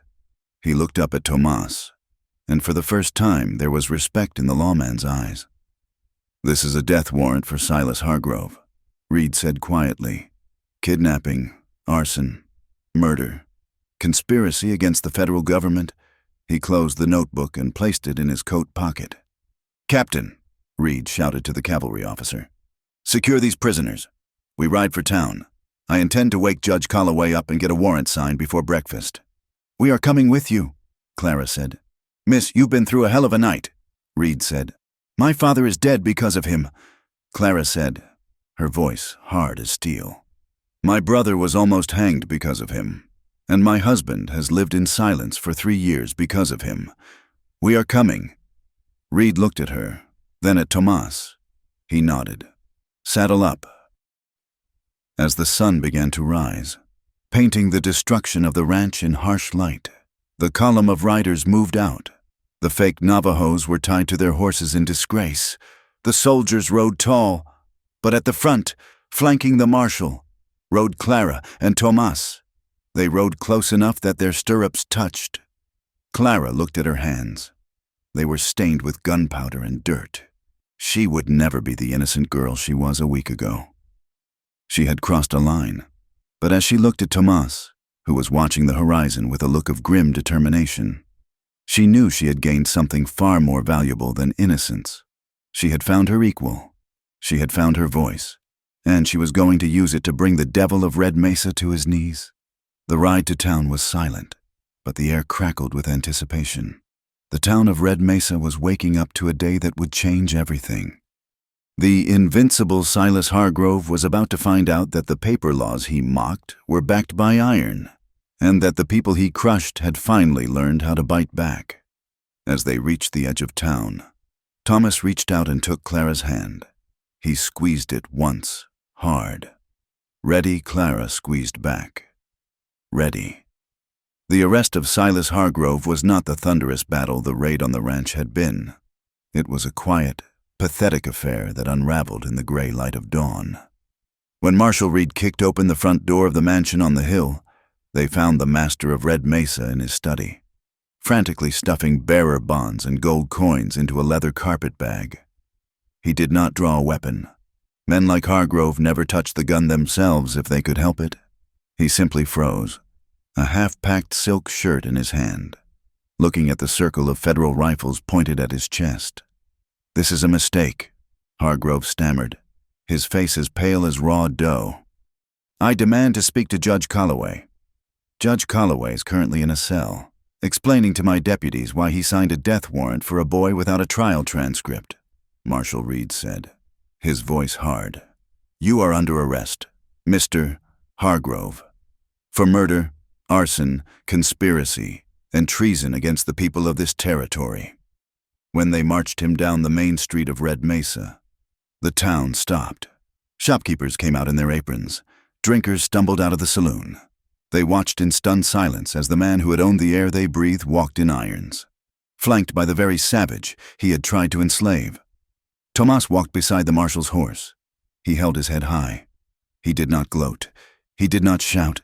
He simply let the town see him not as a ghost, not as a weapon, but as the man who had brought the giant down. The trial was moved to Santa Fe. Marshal Reed insisted on it, citing the corruption in Red Mesa as total and systemic. It took 3 weeks for the proceedings to begin. 3 weeks where the heat of summer began to fade into the crisp bite of early autumn. The federal courthouse was a daunting structure of stone and oak, a world away from the dusty, rigged courtroom in Red Mesa. The presiding official was Judge Thaddeus Moore, a man with a beard like a biblical prophet and a reputation for being absolutely humorless. Clara sat in the witness box, her hands folded in her lap. She wore a simple gray dress, the only one she could afford to buy in the capital. The defense attorney, a slick man from Denver paid for by Hargrove's remaining assets, paced in front of her like a circling shark. "Mrs. Yazzie," the lawyer began, emphasizing her married name with a sneer. "You claim that Mr. Hargrove orchestrated these attacks. Yet, is it not true that the economy of Red Mesa depends entirely on Mr. Hargrove's investments? By bringing these charges, are you not condemning your own neighbors to poverty? Are you willing to plunge an entire town into chaos just to save your family's failing ranch?" It was a cruel question, designed to paint her as selfish, to turn the jury's concern for order against her. Clara looked at the jury, 12 men who looked tired and skeptical. Then she looked at Hargrove, sitting at the defense table. He looked smaller without his mansion, but his eyes were still cold, still calculating. "Mr. Hargrove did not bring prosperity," Clara said, her voice ringing clear in the high-ceilinged room. "He brought a leash. He strangled the river so that no one else could breathe without his permission. You ask if I'm willing to risk chaos." She paused, looking directly at the judge. "Order built on a foundation of murder is not order. Sir, it is just a quiet graveyard." I would rather see Red Mesa poor and free than rich and enslaved to a man who kills fathers and frames children. A murmur went through the gallery. The judge banged his gavel, but he was looking at Clara with something close to admiration. Then, it was Tomas's turn. When the bailiff called Tomas Yazzie, a hush fell over the room. The local papers had painted him as a wild man, a turncoat, and a killer. They expected grunts and glare. Tomas walked to the stand. He placed his hand on the Bible. He swore the oath in perfect, unaccented English. He sat down, and for a long moment, he just looked at Hargrove. The silence that had once been his shield was now a spotlight. "Mr. Yazzie," the prosecutor asked, "you worked for the defendant for 3 years. In what capacity?" "I was his cleaner," Tomas said. His voice was deep, calm, and terrifyingly matter-of-fact. "When he broke the law, I was sent to hide the pieces." "And why did you do this?" "Because he held my life and the memory of my people in his fist," Tomas said. He reached into his jacket and pulled out the battered notebook, the same notebook Clara had seen him writing in by the light of the oil lamp. He held it up. "But I kept a receipt." Tomas opened the book. He began to read. He did not need to shout. He read dates. He read the names of the men Hargrove had paid to burn homesteads. He read the amounts paid to the sheriff to look the other way. He read the specific orders given to disguise white mercenaries as Navajo raiders to incite fear and drive down land prices. August 1881. Tomas read, "Payment of $500 to Vance Kincaid. Job burn the Miller farm. Make it look like Apache. Ensure no survivors." The courtroom was deadly silent. The weight of the words was heavy enough to crush a man. Hargrove's lawyer tried to object, shouting about hearsay, but the notebook was corroborated by the bank records Marshall Reed had seized. It was the death of a reputation by 1,000 cuts. The silent warrior was speaking, and his words were tearing Hargrove's empire down, brick by bloody brick. The verdict came down 2 days later, guilty on all counts. Judge Moore sentenced Silas Hargrove to life in the federal penitentiary in Leavenworth, with no possibility of parole. There would be no hanging, which disappointed some of the more bloodthirsty spectators. But Clara felt a profound sense of relief. Death was too quick. Let him live in a cage, stripping away his power day by day, just as he had tried to do to them. Evan was fully exonerated. The charge of murder was expunged from the record, ruled as justifiable self-defense against an agent of a criminal conspiracy. They walked out of the courthouse into the blinding Santa Fe sunlight. They were free. But freedom, they quickly learned, had a taste that was not entirely sweet. As they made the long journey back to Red Mesa, the reality of their victory settled in. When they stopped at the general store in town to buy supplies for the ranch, the shopkeeper, Mr. Henderson, did not smile. He took Clara's money, but he placed the flour and coffee on the counter with a heavy thud. "Hargrove's railroad contract was canceled this morning," Henderson muttered, not meeting her eyes. "The mine is shutting down next month. Half of this town is going to be out of work by Christmas." "He was stealing from you, Mr. Henderson," Clara said gently. "Maybe," the man grunted, "but he was paying us, too. You folks. You walk tall, I guess, but you cast a long shadow." They walked out of the store, the bell jingling cheerfully, a stark contrast to the cold shoulders turned against them. On the street, people stared. Some nodded with respect the smaller ranchers, the Mexican laborers, but others, the ones who had profited from Hargrove's regime, looked at them with undisguised hostility. "We are not popular," Evan noted. Loading the wagon, he looked older now, the boyish softness hardened by the cell and the siege. "The truth is rarely popular," Tomas said, lifting a heavy sack of grain with one hand. "It is just necessary." They rode back to the ranch in the purple dusk. The house still bore the scars of the battle. The front door was boarded up with a mismatched lumber. Bullet holes pockmarked the adobe walls. The blackened scorch marks on the porch roof looked like bruises. But the windmill was turning, the water was pumping, and the land was theirs. That night, after a quiet dinner where Evan retired early to the bunkhouse to give them space, Clara and Thomas sat on the porch. The air was cool, signaling the coming winter. Clara watched the stars. She felt a strange exhaustion, a bone-deep weariness that comes only after the danger has passed. "You were incredible in the courtroom," Clara said softly. Thomas was whittling a piece of cedar, the shavings curling onto the floorboards. "I just read the words?" "No," Clara said. "You spoke for 3 years. You let them think you were mute. You let them call you a dog." She turned to look at him. "Why, Thomas, I know you said you had sins to pay for, but why silence?" Thomas stopped whittling. He looked at the knife in his hand, then out at the dark expanse of the desert. "When my sister died," he said, his voice low and rough, "I went to the Indian agent. I went to the sheriff. I screamed the truth until my throat bled. I told them it was white men. I told them it was a lie." He looked at Clara, his eyes full of an old, aching pain. "They looked right through me. They heard the words, but they did not listen. They did not care. I realized then, to speak to men who do not see you is a waste of spirit. It is begging. So I decided I would never beg again. If my words had no weight, I would carry silence like a stone." Clara felt tears prick her eyes. It wasn't just fear. It was dignity. He had refused to cast his grief before people who would trample it. "But you spoke to me," Clara whispered. "That day in the stable, you told me to go home." Thomas turned to her.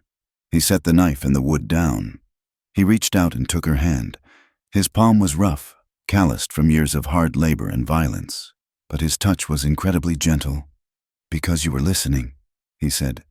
"Even before we spoke, you looked at me and you saw the man, not the savage. You were the first person in 3 years who made me feel that my voice might reach somewhere." Clara's heart hammered against her ribs. The alliance was over. The contract was fulfilled. But the bond, the binding that Hargrove had forced upon them had hardened into something unbreakable. "I am still listening," she said. Thomas stood up. He pulled her gently to her feet. The darkness of the porch wrapped around them, intimate and safe. "Then hear this," he murmured, stepping closer until there was no space left between them. "I am not going anywhere. The contract is done, but I am not." He lowered his head. Clara tipped hers back, meeting him halfway. The kiss was not like the one in the church. That had been a symbol, a shield. This was a question and an answer all at once. It was slow, deep, and tasting of the coffee they had shared and the cool night air. Thomas's arms went around her waist, pulling her flush against him, his strength no longer frightening but anchoring. Clara wrapped her arms around his neck, her fingers tangling in the hair at the nape of his neck. She felt the tension leave his body, felt him surrender the weight he had been carrying for so long. He lifted her, easily, as if she weighed nothing. Clara gasped softly, her legs wrapping around his waist. He carried her not to the bunkhouse, and not to the guest room, but to the main bedroom. Her room. Their room. He kicked the door shut behind them, sealing out the world, the judgment of the town, and the ghosts of the past. In the dim light of the moon filtering through the shutters, they undressed each other with a reverence that bordered on worship. There was no rush. Every touch was a reassurance. "I am here. You are real. We survived." When skin touched skin, it was electric. The scars on his body told stories of pain, but his hands on her told a story of reverence. He touched her as if she were made of something precious and rare, something he was terrified of breaking but desperate to hold. "Clara," he breathed against her neck, his voice trembling slightly. "I have you," she whispered back, pulling him down to her. "I have you." The night swallowed them, not in darkness, but in a peace they had fought for with blood and fire. The fade to black was not an ending, but a beginning, a quiet, sacred space where two broken people began to fit their pieces back together. A week later, the news reached Red Mesa that Silas Hargrove had been transferred to the federal penitentiary. The town did not throw a parade. There were no fireworks. The mines were indeed scaling back, and the railroad spur was put on indefinite hold. Times were hard, and they would get harder, but the fear was gone. Clara stood on the porch, watching Evan ride out to check the herd with Jim and Mateo. The ranch was limping, but it was walking. Tomas came up behind her. He did not say a word. He simply wrapped his arms around her waist and rested his chin on her shoulder. He didn't need to speak. His presence was a solid wall against the wind. Justice, Clara realized, wasn't about the villain hanging from a rope while the crowd cheered. That was just vengeance. Justice was quiet. Justice was the sound of the wind blowing through the valley without carrying the stench of smoke. Justice was the ability to stand on your own porch and know that the land under your feet belonged to you, and that the man holding you was there because he chose to be, not because he was owned. The fence in the north pasture is down, Tomas said softly near her ear. We will fix it, Clara said, leaning back into him. And the winter feed will be expensive. We will manage. He turned her around in his arms, a small, rare smile touching his lips. It made him look younger, the lines of hardship around his eyes softening. We have a lot of work to do, Mrs. Yazzie, he said. Yes, we do, Clara smiled back. But we have a lifetime to do it. The sun climbed higher, bathing the red earth in a light that was no longer harsh, but warm and full of promise. The shadows of the past were long, but they were behind them now. Ahead, there was only the work, the land, and the silence that they now shared, not as a burden, but as a language of their own. The winter of 1884 was harsh, burying the high desert in drifts of white that froze the cattle where they stood. But the spring that followed brought a green so vibrant it hurt the eyes. The Rio Puerco, freed from the illegal dams upstream, flowed with a strength that the valley had not seen in a generation. In the study of the Whitmore ranch house, the air smelled of cedar smoke and fresh ink. Clara sat at her father's old desk, her fingers stained black. She was not writing a letter to a marshal this time. She was writing the future before him. Her father had kept a small, sporadic journal of ranch news. Clara had resurrected it, transforming it into a weekly broadsheet she called the Mesa Voice. She carefully set the type for the headline. It was not about cattle prices or the railroad schedule. It was a testimony from an elder of the dying people, recounting the history of the canyon before the fences came. Below it, she had transcribed the story of a Mexican family who had farmed the lower basin for 50 years before being pushed out by Hargrove's men. The ink is still wet, a voice said from the doorway. Clara looked up. Thomas was leaning against the frame, dusting the road from his hat. He looked different than the man she had met in the horse corral months ago. The tension that used to coil in his shoulders, the perpetual readiness for violence, had softened. He was still a warrior that would never leave him, but he was no longer a warrior at war with himself. The truth needs time to dry. Clara smiled, wiping her hands on a rag. How did it go in Santa Fe? Tomas walked into the room. He moved with the confident stride of a man who owned the ground he walked on. The Land Commission ruled in favor of the Garcia family, Tomas said.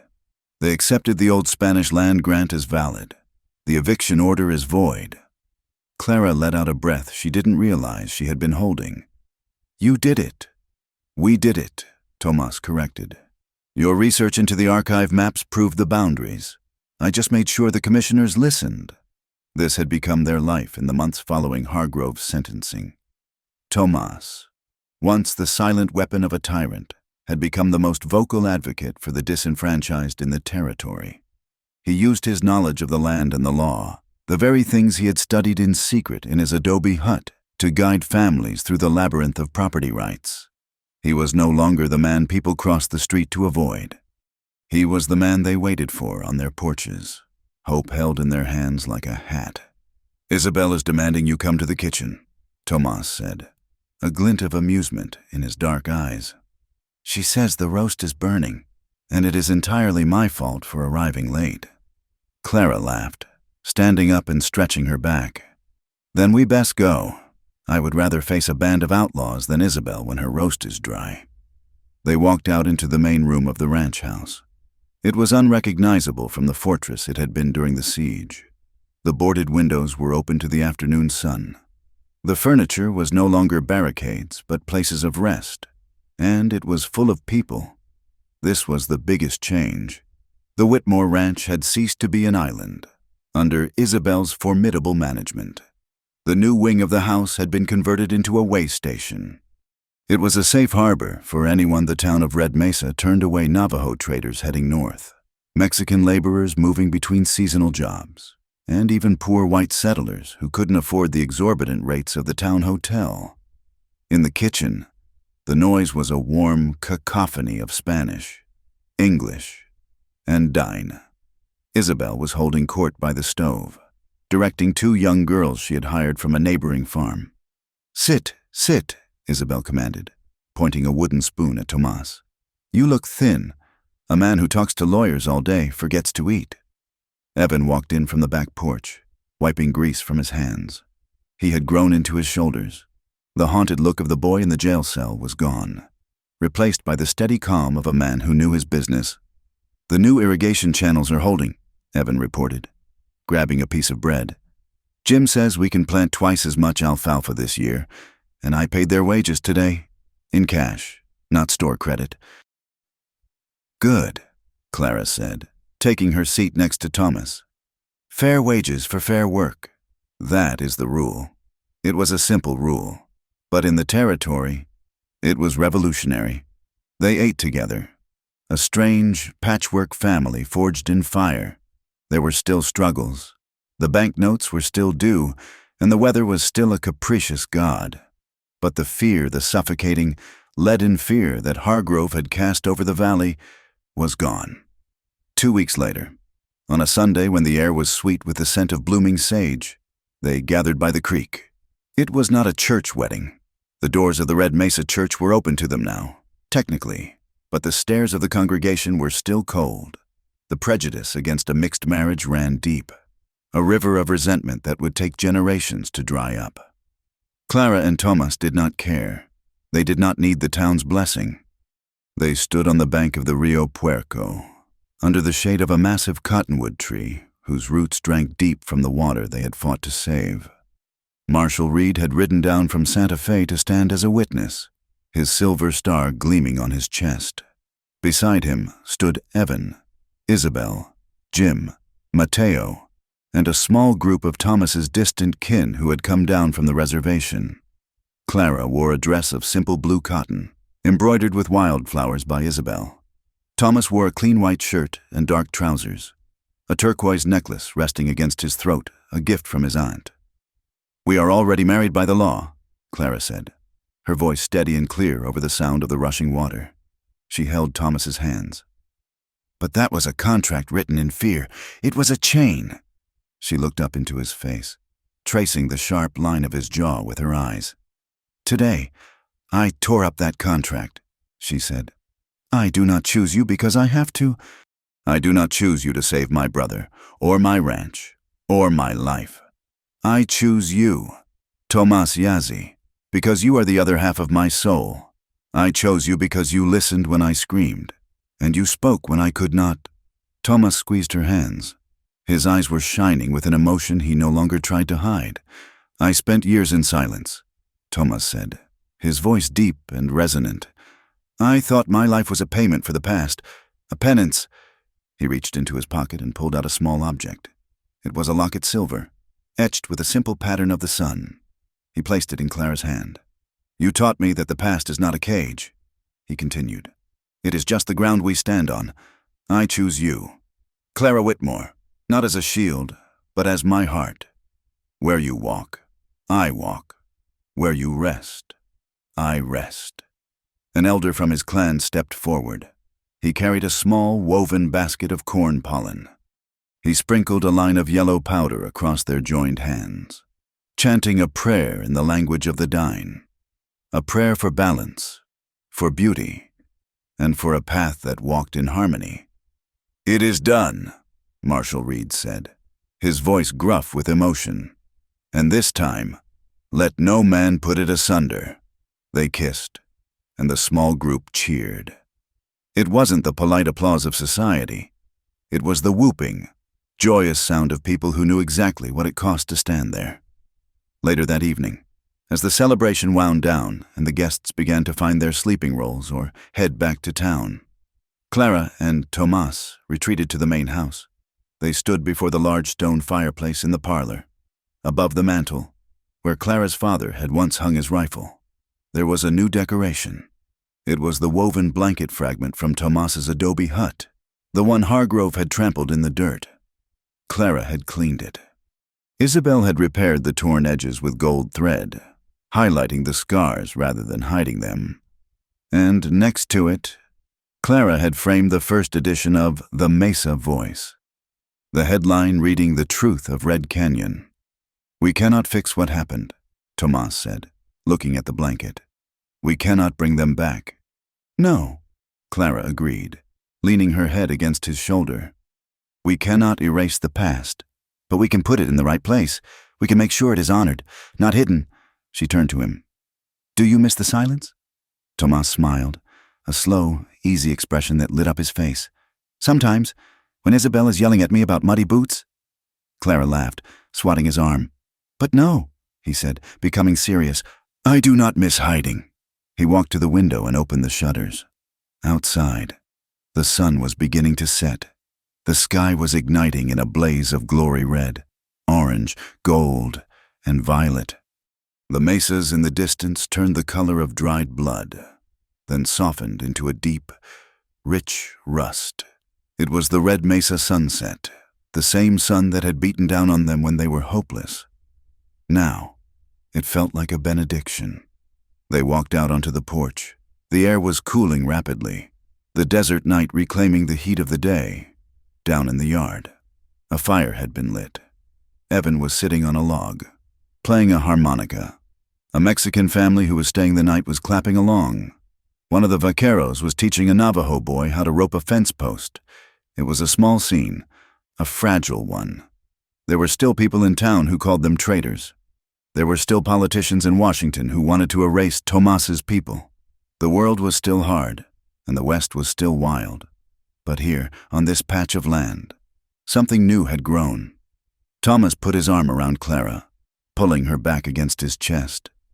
She crossed her arms over his, feeling the steady beat of his heart against her back. "Look at them," Tomas said quietly, gesturing to the group by the fire.